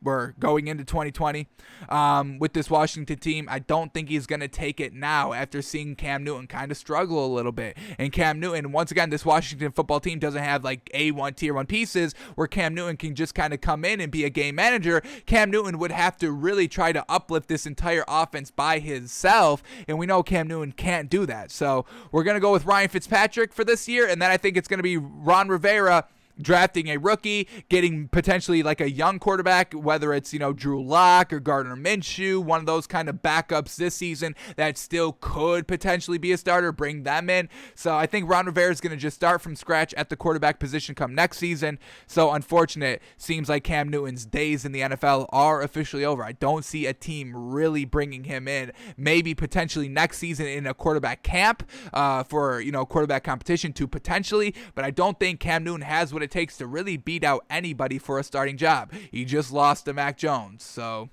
I mean, that's pretty big. A rookie that really just had a star-studded offense around him in Alabama and he only played 1 season. You got beat by that guy? Okay. All right. Not great. So Ron Rivera is not 100% interested in Cam Newton. Alrighty, now let's talk about the Jacksonville Jaguars and Urban Meyer's comments on cutting players because of vaccination status. So, once again, folks, I mean, Urban Meyer, he doesn't, I don't think he knows exactly what he's doing here in the NFL. We've seen this time and time again, folks, losing his OTAs next season because he didn't know the rules, saying, we even read it in the last article, folks. The writer said he said the quiet part out loud. Hey, we all know this, but we're not supposed to say this. You're not supposed to come out and say, yes, vaccination status is a factor in determining who gets cut and who doesn't get cut, because the NFL is not making it mandatory. So potential lawsuits, I don't even know if that would be the case, but potential there, I would say there would be potential for players to, hey, bring up a lawsuit. Hey, you cut me because of vaccination status. It is not It is not required, so you can't cut me because of that. Potential there. I don't know if that's going to happen or what, but I would say there is potential for that to happen. So that's negative attention you're bringing to your team overall. We know this kind of whole vaccination thing is just talk in general. It's just kind of crazy in that everybody is so adamant in their position. So once again, whatever you say is going to get 50% backlash from everybody. So you're just bringing way negative attention to this team. You're losing valuable time next season. Urban Meyer is a little bit out of his element here in the NFL, thinking, it's going to be a smooth transition from college to the NFL. We know it's a whole different game. We talk about it in players, folks, and that's just one player. Now you're responsible for all 53 players and all the coaches and having success in winning and drafting and trading and all of this and this and this and this. I mean, players, they just have to take care of their own thing. You got everybody else under you. So Urban Meyer, a little bit out of his element here in the NFL, and it's, coming through in the media sessions and in the rules and all of that. So I'm not buying Urban Meyer at all going into the season, folks. But let's talk about this. I don't even want to call it a scandal. It's a story. So let's go into this article and see what we get here. But here we go. Following Urban Meyer's Tuesday admission that players' vaccination status factored into the team's roster decisions, the Jacksonville Jaguars released a statement in an attempt to clarify the coach's comments. So once again, PR is going to have to come to the rescue for Urban Meyer, which is, their job, PR, to kind of get the message, hey, he didn't really mean this, he meant this. And even what they said, it's a little questionable. So let's read the statement here. This is by the Jaguars that they had to put out after Urban Meyer said vaccination status factored into roster decisions. This is what Jacksonville Jaguars said. Here we go. Quote, availability is one of the many factors taken into account when making roster decisions. We have vaccinated and unvaccinated players on our roster, and no player was released because of their vaccination status. Ultimately, decisions are based on a player's ability to help the Jaguars win. We educate our players and respect personal decisions as it pertains to the vaccine. We want to keep our players, staff, and families safe as we comply with protocols related to both health and safety and competition on game days. So once again, they didn't really do themselves any favors. We know vaccination status equals availability. We just read that in the Bill Belichick article. So them coming out, sentence number one saying availability is one of the many factors taken into account when making roster decisions. You're basically saying vaccination status right there. If you're vaccinated, your availability is a little bit more better because you have to spend less time in kind of, isolation if you do catch COVID. And if you're unvaccinated, I think you still have to wait the 10 to 14 days. So yes, vaccination status and availability are kind of all the same. Saying availability is kind of just a good way of saying vaccination status. The nice way, the politically correct way of saying vaccination status. So, PR is trying to do their best here, but Urban Meyer, we all know what they're doing here. Everybody is thinking it. And, once again, he said the quiet part out loud. When people say that, it's just so frustrating because everybody thinks it, everybody knows it, but nobody says it. So it just becomes this kind of taboo thing to say. And then when it's out there, it's like, oh, my goodness. So that's Urban Meyer, folks. What else we get here? Anything else? We get another quote here. We get one more quote by Urban Meyer, so let's see what this is all about. Let's read the lead up here. The comment led the NFL Players Association to launch an investigation into the matter. So once again, just kind of giving this team negative press, negative attention, negative light, and now you got an investigation coming in. You don't want that as you're preparing to get ready as a rookie head coach with a rookie quarterback and your rookie running back got injured and this team has been trash for the last couple of years. So now you've got this monkey on your back, this elephant in the room, and we always talk about cutting down on distractions. Coaches do not want any form of distractions, inside, outside, off football, not football related, football related. They don't want any distractions of any kind. And now the NFL Players Association is launching an investigation into your team and your conduct and what you've done. So Urban Meyer, he doesn't know how to coach in this league. It's a little learning curve, but this man is breaking all the rules year one. Jeez. The NFL hasn't mandated COVID-19 vaccines, but strict protocols for players who aren't fully vaccinated can cause players to miss time. Meyer noted that defensive end Josh Allen missed 1 week because of protocols. Allen, who is not vaccinated, was activated from COVID-19 list Monday. Quote here by Urban Meyer. Well, Josh Allen's never had COVID. He's not played in 2 weeks, so he's never had COVID. I don't know if I'm allowed to say that, but he's never had COVID. So that's pretty punitive. So once again, it's just not making it easy here for Urban Meyer, saying things that he should not be saying, doing things he should not be doing, and once again, just negative attention brought to this Jaguars team. So Urban Meyer, folks, yes, he was good in college, but this man is floundering big time here in the NFL, the big leagues. Not getting it done. Not great. Alrighty, let's keep moving on. No more COVID talk for the rest of the episode. Thank goodness. So here we go. And thank goodness Brian Flores finally doing it. He probably listens to the show because we told him to do this on Monday's show, and he finally did it. So with speculation swirling, Dolphins head coach Brian Flores told players and staff today that Tua Tagovailoa is, quote, our quarterback. Thank you. Did you say everything else that we told you to say? That Tua's going to win us a Super Bowl sooner rather than later? That Deshaun Watson's a trash quarterback and that, we wouldn't even want this man? And that any reporter that, ran with this story or made up this story will have vengeance rained to pound down them by Brian Flores himself? Did he mention all that? Because we hope he did, because that's what exactly needed to be said. We said that because that's what needed to be said. You need to clear the air here, Brian Flores. And, saying yes, Tua's our quarterback is good to say, but I want everything else along with that. So Brian Flores making everything right, thank goodness, and Deshaun Watson will not be coming to Miami. Now, like I said, Deshaun Watson is still a great quarterback, folks. Nobody's saying he's not, but given the circumstances where he may not play this year or play next season or ever play again, it's a big risk, a big gamble, especially when Tua is seeming to be way serviceable come year 2. And we're kind of on the door of a deep playoff run. I would say the Dolphins are on the door to a deep playoff run. I'm definitely going to knock on wood on saying that, but I think that's where the roster is overall right now. So bringing in a Deshaun Watson a week and a half before the season starts and doing all this nonsense and this unwanted attraction and attention and all that, I think it would just hurt the overall chemistry of the Dolphins locker room.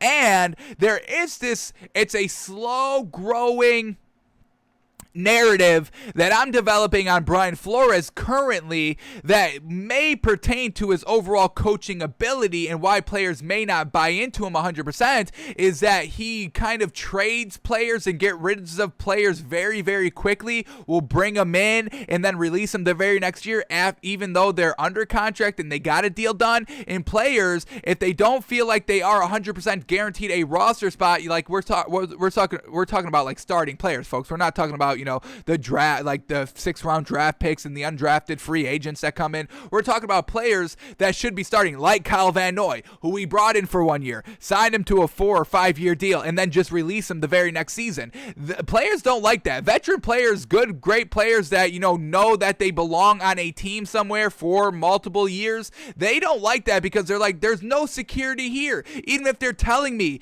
I'm the guy, even if they're signing me to a long-term deal, that doesn't mean that he won't cut me. So that is potentially something that we have to keep an eye on Brian Flores just because of the whole Kyle Van Noy thing. And if he did the same thing with Tua, Tua's our guy.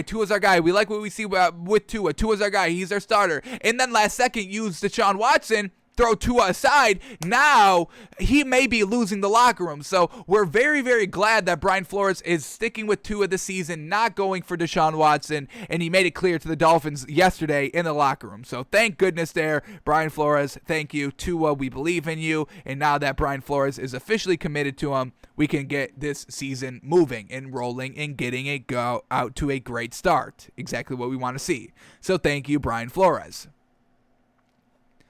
All right, let's talk about Nick Sirianni again because some of these decisions, little interesting. This is why we're not 100% sold on Nick Sirianni, but the Eagles waived wide receiver Travis Fulgham, who led the league in receiving yards last year for his team, for the Eagles. Now, when we look at his overall stats, I mean, the Eagles passing game wasn't anything great last season. We had, Carson Wentz going through a little bit of a midlife crisis because he wasn't the guy anymore in Philadelphia. And then we have Jalen Hurts, who still looked good, but still nothing great stats-wise. I think he was under 60% completion percentage. The overall passing game wasn't, elite, and the Eagles definitely weren't elite last season. So Travis Fulgham leading the team in receiving yards at only 539 is definitely very, very low, but still, he was still making the most out of everybody else on this team, and they just let him go. And when we look at this Eagles overall roster, I mean, these wide receivers, they're not that deep. Obviously, Devonta Smith, who we think is definitely going to show out this season. They have Jalen Reagor, who's definitely very solid. But last year, rookie year, 396 yards, a little bit smaller. He's only 5'11". And when we talk about Travis Fulgham, he's 6'2". And I believe Devonta Smith is like 6'1". So you're basically cutting your tallest wide receiver. You're keeping Jalen Reagor, who's only 5'11". And, he's still good, but, he's a little bit shorter out there. And then number 3 here is Quez Watkins, who I believe is kind of making a name for himself here in preseason, so I will give him that. But once again, only 6 foot. Travis Fulgham, 6'2". So once again, we don't have any height on this team. Some solid speed out here. But Quez Watkins last season only 106 yards. So once again, he is going into year number 2. Once again, kind of unproven wide receivers on this team. There's nothing, truly solidified. Everyone's either a rookie or kind of going into year 2. So why wouldn't you get good production that you can kind of count on because he was the only one getting it done for the Eagles last season? And they just go out and cut him? I mean, their 4th string quarterback, folks, or wide receiver now, is Greg Ward. I mean, they're not that deep at wide receiver, and they're just cutting some that could have made a big difference to this team. So Nick Sirianni, another questionable decision here by cutting Travis Fulgham. We'll see if it hurts him in the long run, because if this Philadelphia offense isn't kind of up to snuff or is not getting it done, Travis Fulgham could have helped you. So another decision by Nick Sirianni we're not 100% into. So not great here by Nick Sirianni this offseason, but we'll kind of believe that he knows what he's doing. These are the decisions that he's making that he thinks are going to kind of get it done. So we'll see, but, we'll judge him and critique him kind of heavily this season of all these decisions that he's making that just don't seem like good decisions at the moment. We'll see if they turn out to be good. Alrighty, next up here, another wide receiver, and this one's interesting as well. The Raiders, and once again, a lot of these Raiders kind of, we've talked about a couple of stories about kind of people in the front office retiring this season, players wanting to be out of here, and we're like, you don't do that if you're on the cusp of, like, winning a championship. You're not going to walk away, at least I don't think, if you know that you have a real good chance at winning a championship this season. So, once again, we may just be getting the same old Raiders that we've gotten over the last couple of years here, especially with John Gruden at the helm, because we get this. John Brown, the wide receiver for the Raiders, asks the Raiders to release him, and the team obliges, and he's off this team now. And when we've been talking about this Raiders team this offseason, we've been loving their wide receiver depth, and we thought this offense was really going to be one of the best offenses in the league. Well, it had the potential to, just on paper.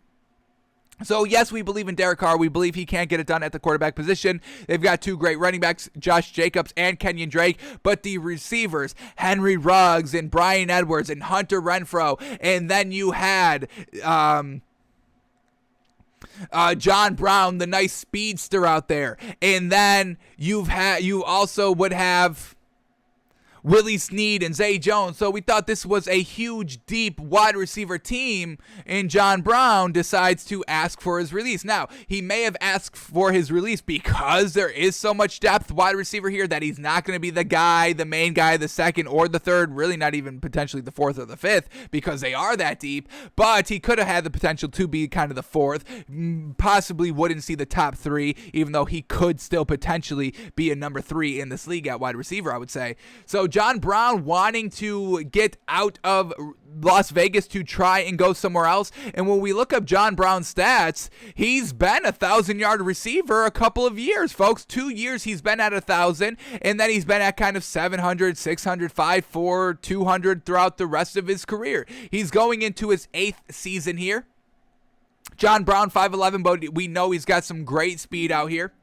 But, I mean, just in 2015, 1,000 yards, fantastic. And just in 2019 with the Bills, 1,000 yards. So him coming to the Raiders with the great speed and the great depth, he may have been able to get open pretty often for some big plays. But he decides not to. So is it just the overall organization that he's not really buying into because he's been with the Cardinals and then he was just with the Bills? The man knows what it takes to be part of a winning organization. I mean, we know the Bills have been good the last 2 years, and, he was on the team for the last 2 years for the Bills, so he knows what a winning culture and a winning organization looks like. Did he want to leave the Raiders because John Gruden is definitely not getting it done, which would, once again, just play along into all those kind of front office people retiring this year?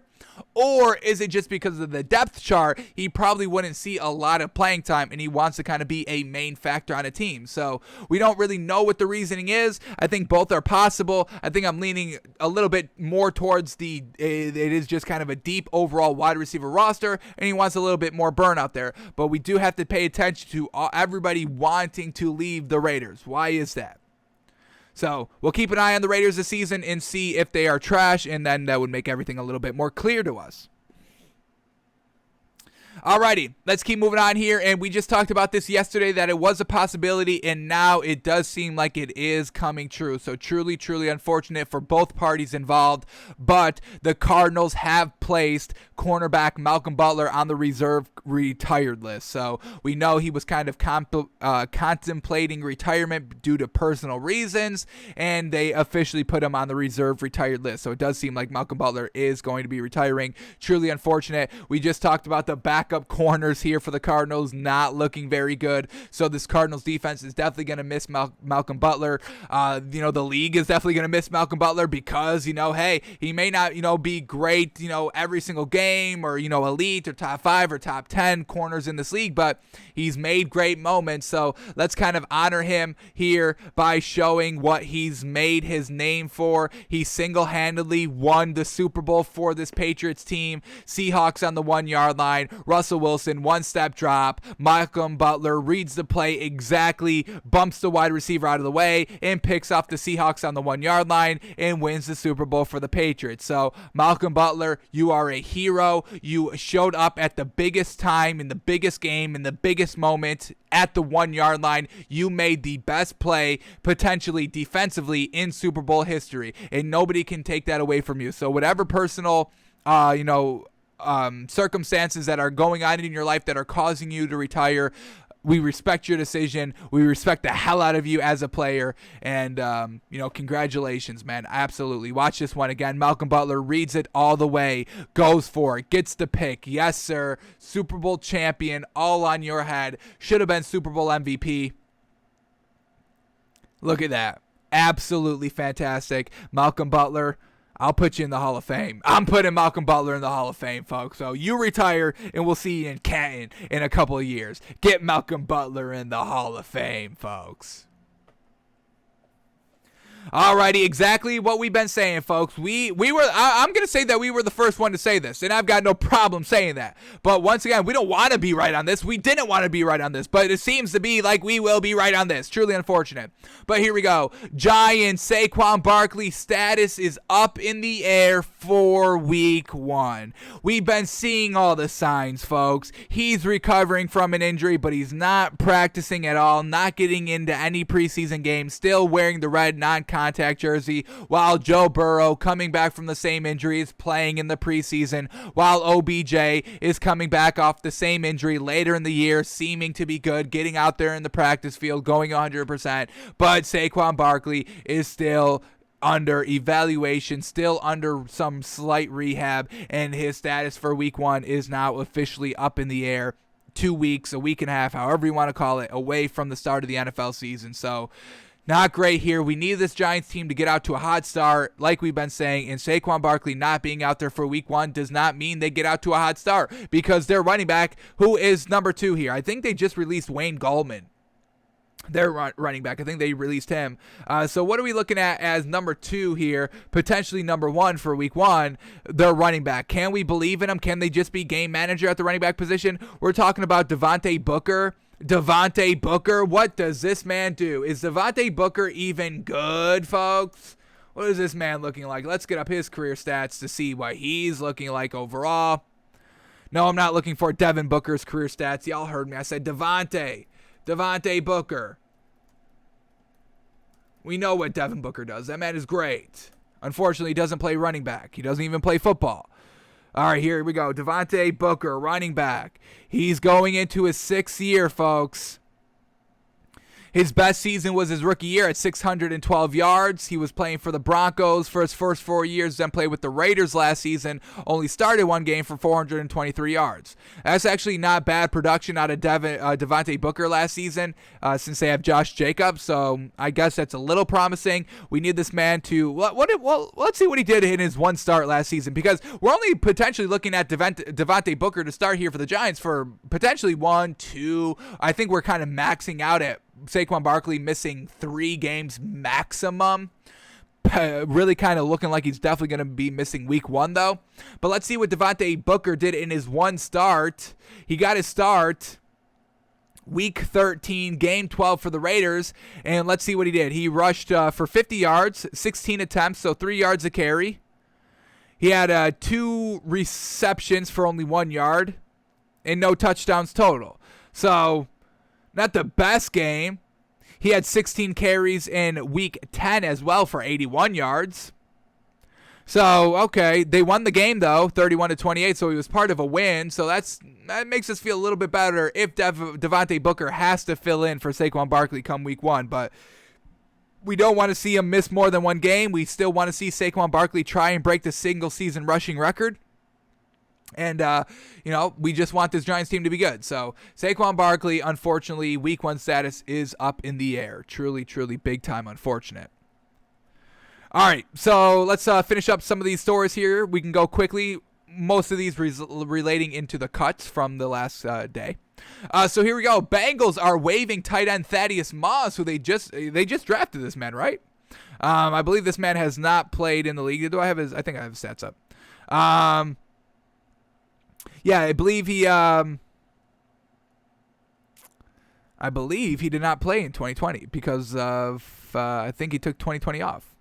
Yeah, so he took 2020 off in college. So 2019 was his last year in college, and then he was just drafted this season. But unfortunately, does not make the team for the Bengals. And Thaddeus Moss. Randy Moss, come on, give the man some respect there. So Thaddeus Moss in college, nothing great at the tight end position, a little undersized. He's only 6'3", folks, and we do know that is very, very small for a tight end in this league. That's why we had such a big problem with Tim Tebow, because he was 6'2". He was even shorter than Thaddeus Moss. So Thaddeus Moss does not make the final roster for the Bengals. We'll see if another team picks him up. But in LSU, when he was the tight end, he only had 570 yards and 4 touchdowns. That's nothing too impressive, especially what we know tight ends can do. So that is Moss, unfortunately, not making the roster. His kind of clout as being the son of Randy Moss is not getting him that final roster spot. So truly unfortunate there, but we'll see if he goes to tight end university next season. We'll see if he kind of gets picked up on waivers or anything, but Thaddeus Moss got cut by the Bengals. Not great.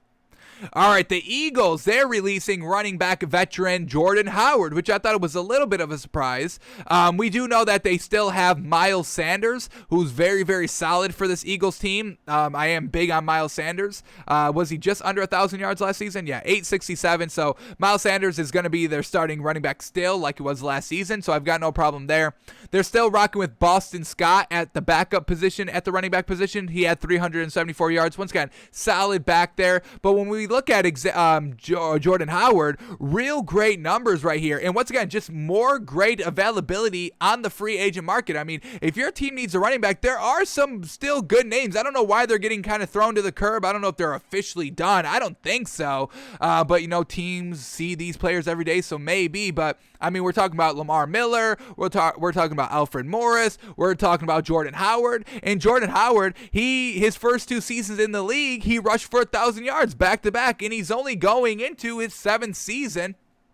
So it's still a little bit young out here. But year 1 with Chicago, 1,300 yards. Year 2 with Chicago, 1,100 yards. Year 3 with Chicago, still at 900 yards, so still getting it done. And then in 2019, playing for the Philadelphia Eagles, but he only started 4 games, 500 yards. And then last season, playing with the Dolphins and the Eagles, only combined for 60 yards, never getting a true start anywhere and being the main back anywhere. So we still think this man has some good things in him that he can do. And, we'll see if a team takes a chance on him, but we do know there are some still running backs available for teams that do need running backs. Falcons. Can the Falcons please move off of Mike Davis? I'm not trying to disrespect Mike Davis, but I don't think the man has what it takes. We'll know more this season, and we'll definitely root for him, but we were rooting for him last season in Carolina, and he's still, mediocre, not at tier 1 status. So Jordan Howard, who's kind of decently been at tier 1, if you break 1,000 yards rushing in a season, I got to give you some credit. So Jordan Howard's done it, Lamar Miller's done it, Alfred Morris has done it, so there are still some good names out here, and Jordan Howard is the recent running back to join that good list of free agents. All right, the Steelers, well, they're feeling themselves after getting Najee Harris because they cut Jalen Samuels at the running back position. Now, Jalen Samuels has been nothing great in this league, but he has been with the Steelers for the last 3 seasons. 256 yards year 1, 175 yards year 2, only 28 yards last season. But, so he's been with this team. He knows his team. He knows the scheme. He knows how to get it done in the system. But Najee Harris here year 1, and now they're cutting veterans on this team. So Steelers, they're going all in on Najee Harris, and that's definitely the right choice. We know that. But Steelers release running back Jalen Samuels. All right, let's keep going here of cuts going on, and teams feeling themselves after getting somebody in free agency or in training camp and all that. Now they're feeling confident in releasing everybody. So the Bills are still at that. They bring in Mitch Trubisky to back up Josh Allen, and now quarterback Jake Fromm is gone and quarterback Davis Webb are gone. So they're feeling so good in Mitch Trubisky being the backup, which why wouldn't you? I mean, he's been a starter, so he should be a decent backup. Josh Allen, let me knock on wood, is going to be absolutely fantastic this season, and hopefully he doesn't get injured. Let me knock on wood double time on that one. But geez Louise, Mitch Trubisky comes and now everybody else is getting cut. So Mitch Trubisky, you got some blood on your hands. I know he's all innocent and trying to get revenge for the Bears, and he did do that this season, and I'll humble Mitch Trubisky, but you got some blood on your hands, kid. You're the reason why Jake Fromm and Davis Webb are gone and cut and probably won't be on a team anymore. So are you proud of yourself, Mitch? Innocent, old, humble Mitch, welcome to the league. Welcome to the league. All right, Texans. They relieve Jeff Driscoll and Kiki Cutie. The only reason I bring this up, Kiki Cutie, the wide receiver, unfortunate. He fumbled on the goal line last season to lose the game. Unfortunate. And now they officially release him. So Kiki Cutie, got to hold on to that ball, my man. Got to hold on to that ball. And they cut the dude. I don't know if he goes anywhere else either. All right, the Lions, they released cornerback Nikhil, Roby, Coleman. Now we know, there are still some teams that could potentially be looking for a cornerback, so a nice veteran getting cut right here. We know we're talking about Malcolm Butler retiring. The Cardinals needing a cornerback. So let's see what Nikhil, Roby, Coleman is looking like and what he was doing. We'll go to our favorite website, playerprofiler.com. But once again, the Lions making this cut. The defense, we'll see if it's going to be good. Let's see who the Lions are rolling with their cornerbacks now that they release Nikhil, Roby, Coleman. So their starting cornerbacks now are going to be Jeff Okudah, who's definitely very good, and then Omani Oruwari. What did he do last season? 1 interception, 7 pass defenses. Okay, he's 6'2". I'll give him that. But let's look up Nikhil, Roby, Coleman to see if this is if this is a player that you should be looking out for if your team needs a cornerback. So let's see what Nikhil, Roby, Coleman is looking like.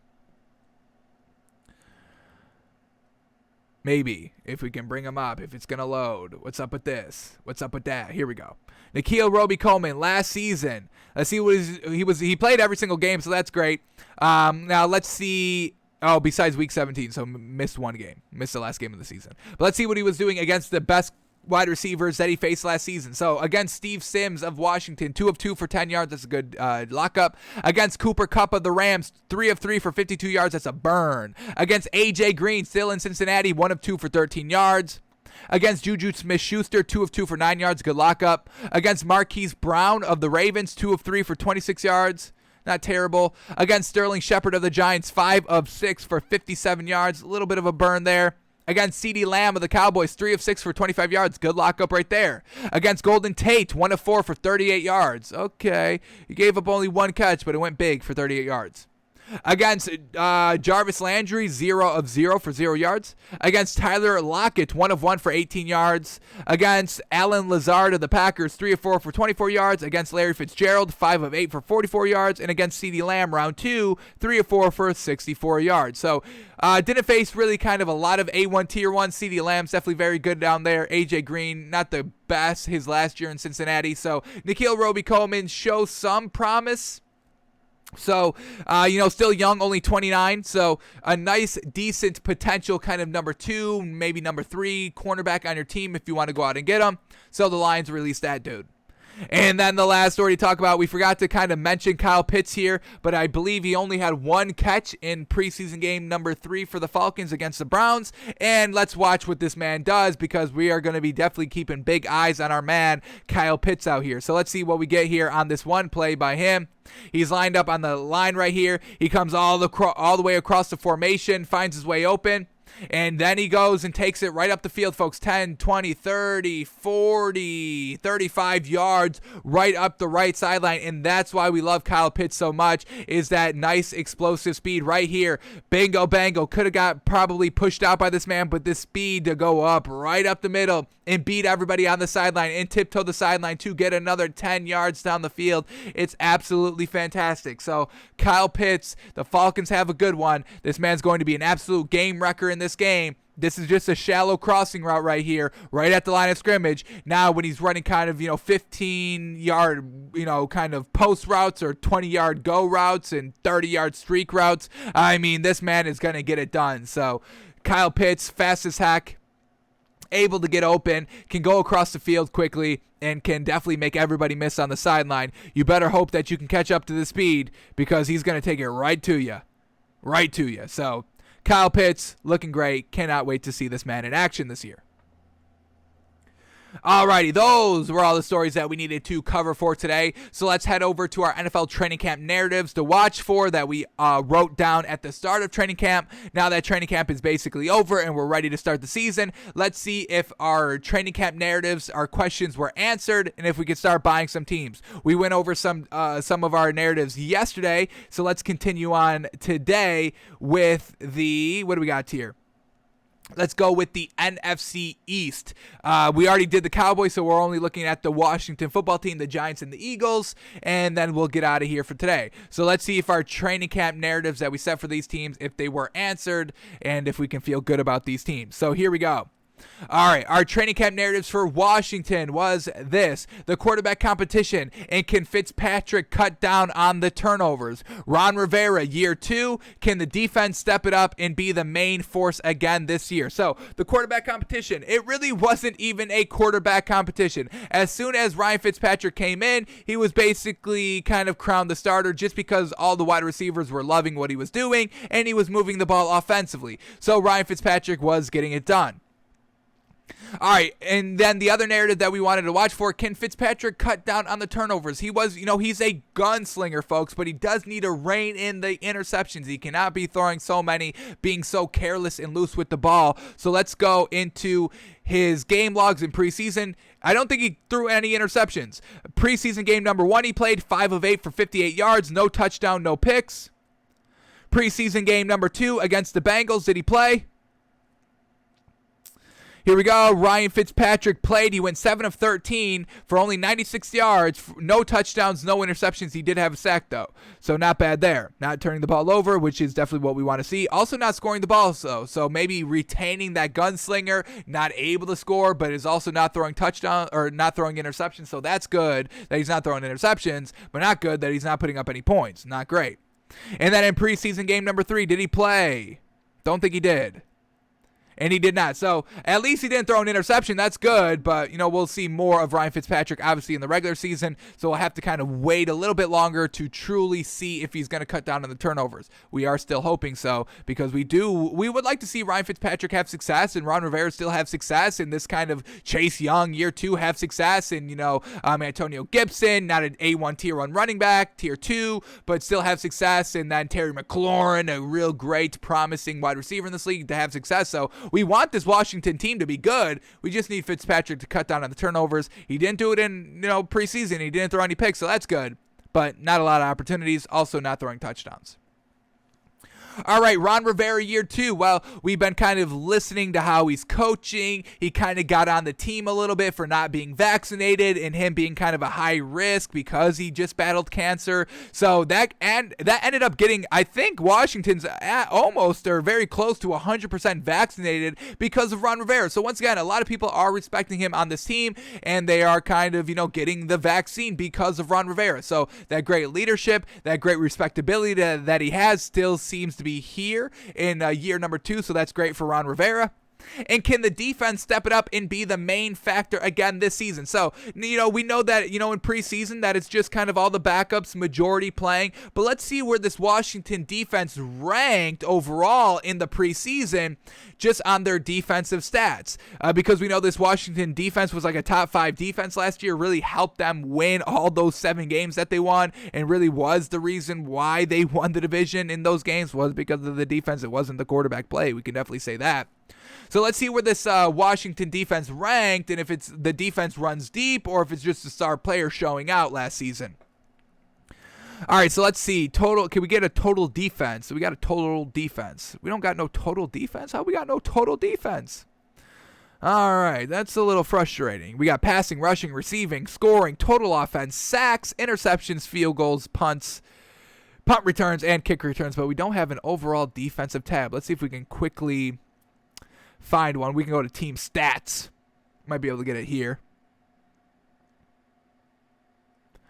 And if this doesn't load quickly, we'll just move off of it. It's nothing concerning. I mean, we can just look up their point totals, honestly. All right, so let's go to just preseason game number 1. Let's see what point totals they were giving up. So they gave up 22 points in preseason game number 1 and lost 22-13.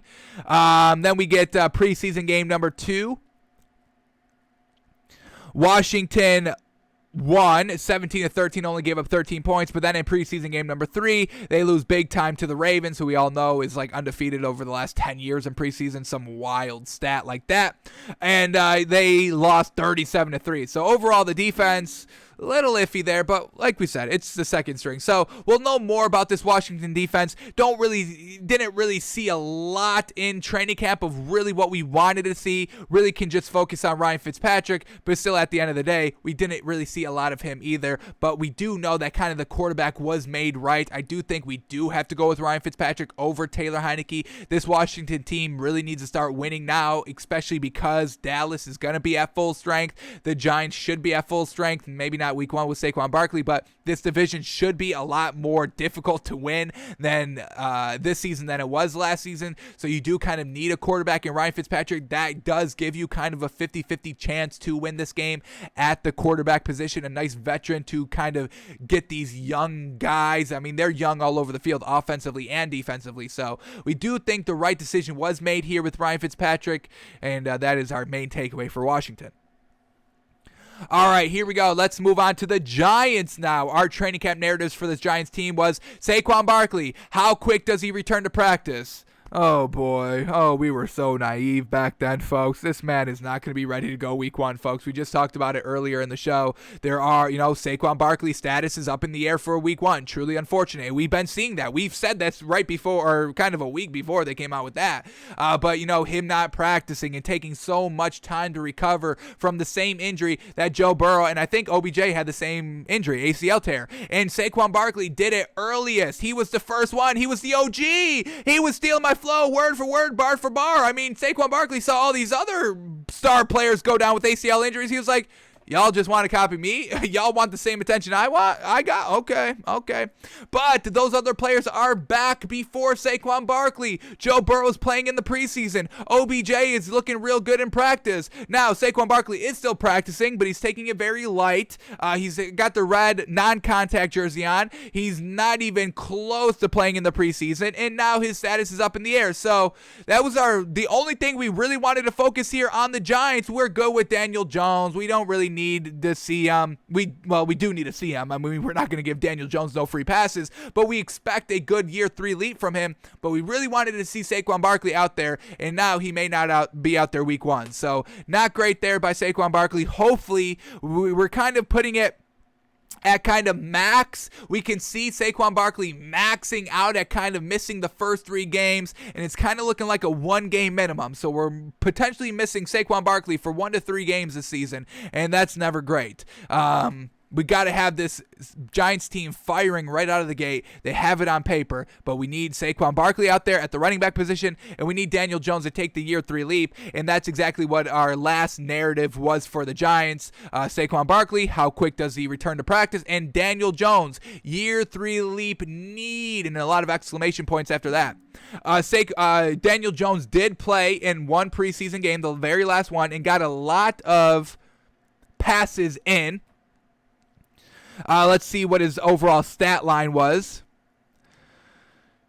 Let me get this up. They played the Patriots. They ended up losing by 2, but Daniel Jones went 17 of 22 for only 135 yards, 1 touchdown, 1 interception. So not truly as along the way that we really needed Daniel Jones to be. That 1 interception, unfortunate.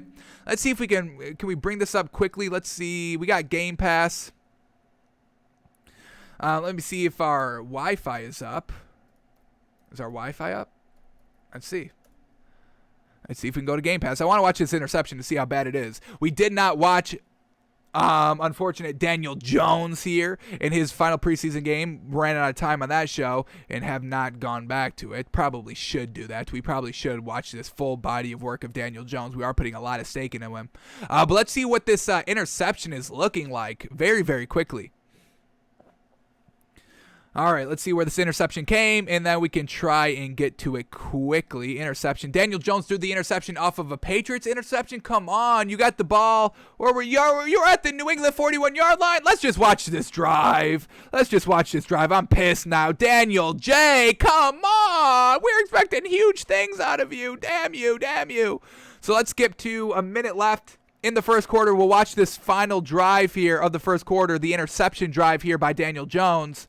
Because that's not what we want to see. When you're starting at the New England Patriots 41-yard line, the opposing team's 41-yard line, you cannot throw an interception. You cannot give away great points like that. What are you doing? Here we go. It's just, this was Cam Newton firing it right over the middle. We watched this Cam Newton play when we broke down this game. Just unfortunate receiver couldn't catch the ball. Not bad by Cam Newton. But here we go. Daniel Jones, interception drive. He's starting at the Patriots 41, and they're down 3-0. We just told you they lost by 2. So you're squandering points right here, Daniel Jones. You better not come to the regular season looking like this. So let's see what Daniel Jones was looking like on this drive that led to an interception and 0 points, even though you started at the own 41-yard line. Damn it. Here we go. Daniel Jones, first play up. Let's see. Hopefully he shows us some good things. Hopefully the interception isn't bad, but let's see what we get here. Here we go. Daniel Jones motion out of the backfield with the running back. He just dumps it off to the running back, and it gets about 3 yards. Nothing special there by Daniel Jones. There's a flag too. We can skip this. Don't care about that. All right, here we go. 1st and 20 now, so flag going against pass interference on the offense. Unfortunate. Trying to set up the running back screen a little bit. All right, so 1st and 20 now at the 50-yard line. Just a comeback route on the right sideline. Daniel Jones delivers it perfectly. Picks up about 10 yards. what do we get? Second and what? Second and 12, 8 yards officially. Alrighty. Start of the second quarter. Still at the Patriots' 43-yard line. Daniel Jones buying time in the pocket. Delivers a ball. A little bit of a check down. Goes for about 3-4 yards. But didn't take a sack. Now making it a little bit third and manageable. 3rd and 6 here. Here we go. Come on, Daniel Jones. Pick up this first down. Going a little bit deep. And it's a little bit of a comeback route on the left sideline. And he delivers a solid ball here. It seems that it was maybe slipped out of his hands a little bit. It came out a little weird. A little bit short. But overall, it's a completion. So we give the man credit. And now they get down inside the 15-yard line. Daniel Jones throwing a pick in the red zone. Oh, goodness. They rush the ball here. 1st and 10 from the 15, folks. They rush the ball. It gets about 1 or 2 yards. Here we go. Daniel Jones, 2nd and 8 from the 17-yard line. Not 17, 13. Tries to do a little bit of a fade to Sterling Shepard in the back of the end zone. Let's watch this ball one more time here. Just a tad overthrown, but he gave his receiver a chance to make a play on the ball. Only the receiver, no chance at a pick, no chance at a breakup, either incomplete or caught. So not bad there by Daniel Jones. And then here we go. Threw it way too high here to Darius Leighton on the right sideline. Luckily, a bailout here on pass interference. This is an uncatchable ball. Really should not have been a flag, but Daniel Jones gets bailed out. Not great there. Don't want to see a bailout, but it brings up 1st and goal from the 9-yard line of the Patriots. I am dreading watching this interception come. Here we go. Daniel Jones. It's a play action pass and it gets down to the 1-yard line. Daniel Jones is going to throw an interception on the 1-yard line. Oh no. 2nd and goal from the 1. Don't show me this. Don't show me this. I don't want to see this. We get a flag. They're going to back it up 5. Oh no. It's actually on the defense. 12 men on the defense. Unfortunate. So now we're going to get like 2nd and goal from like the 1-inch line. Come on, Daniel Jones right under center. They run the ball right up the middle. It gets nothing. Brings up 3rd and goal. Oh, no. The Giants trust Daniel Jones to throw a touchdown here, but he throws a pick. No. 3rd and goal from the 1. Play action pass rolling out to the right. And then he just throws it way behind the receiver. Oh, no. Pick. Interception. This is truly not what we want to see out of Daniel Jones. Under pressure. Rolling out to his right. And it's just way behind. This is a real bad accurate pass right here. The accuracy is absolutely atrocious on this ball. He's open too. Tough to be open on this one, but man, oh man. That would have been a tough throw to make, to fit it in there accurately, because you had the defender right above him, right in front of him. Damn, right here. It'd be hard to squeeze it in. You could have been a little bit more accurate, though. But, man, oh, man, Daniel Jones, they trusted you. 3rd and goal. They didn't rush it. They threw it. So, Daniel Jones, year 3 leap is needed. That was our only look in preseason for the man. Ugh. So, unfortunate there. Damn it, Daniel Jones. We're big believers into him this year, and that was not great. So, that's the Giants. All right, now let's talk about the Eagles. Our training camp narratives going into the Eagles this season was Jalen Hurts full year 1. How is he going to look? Well, we didn't really see Jalen Hurts too much in preseason. I don't even think he played at all, honestly. What was he? I think he couldn't play preseason game number 2 because of potential some illness. I don't think it was COVID related. Doesn't play preseason game number 1 either against the Steelers. Does he? Let me look at this up quickly. He did. He went 3 of 7 for 54 yards, no touchdown, no interceptions, and then he didn't play in preseason game number 3. So we haven't seen Jalen Hurts. We do know he is a starter, which is, we weren't even thinking he wouldn't be, but, Nick Sirianni wanted the quarterback competition to go till today. So Jalen Hurts full year number 1, we don't really know. We'll know more. Didn't really see him too much in training camp, but we're still believers in him. Nick Sirianni, first year, big pressure to fill Doug Peterson's shoes, and everything that we've been hearing from Nick Sirianni of, the rock, paper, scissors, of that's how we decided who's got competitive spirit in the draft process, and then waiting until the very last day. He waited. Get this, folks. We didn't know. We knew, but we didn't know who the starting quarterback was, the Eagles, until after the Saints, the Jaguars, the Patriots, Who else are we missing? The Broncos. I mean, those were quarterback competitions. There was no quarterback competition here, but yet Nick Sirianni was the last to name Jalen Hurts a starter. We didn't love that. And then he brought in Gardner Minshew. It's like, what are we doing here? You've got Jalen Hurts. Why you're banging so much on a backup? You've got Joe Flacco, so you're bringing in all these other good quarterbacks here. So do you not believe in Jalen Hurts? What's going on there? So we didn't really love that either, but we'll see. So far, Nick Sirianni. And I don't think, did they win any preseason games? They lost against the Steelers, preseason game number 1. Preseason game number 2, they lost against the Patriots 35-0, and then they tie against the Jets in the last preseason game. So, on a Hail Mary. So, not great there by Nick Sirianni of getting to be able to coach up a win in preseason. That's not great either. So, big pressure on Nick Sirianni to fill Doug Peterson. Doug Peterson won a Super Bowl his first 3 seasons with the Eagles. The time is ticking, folks. All right, we said they had a 7-9 bar.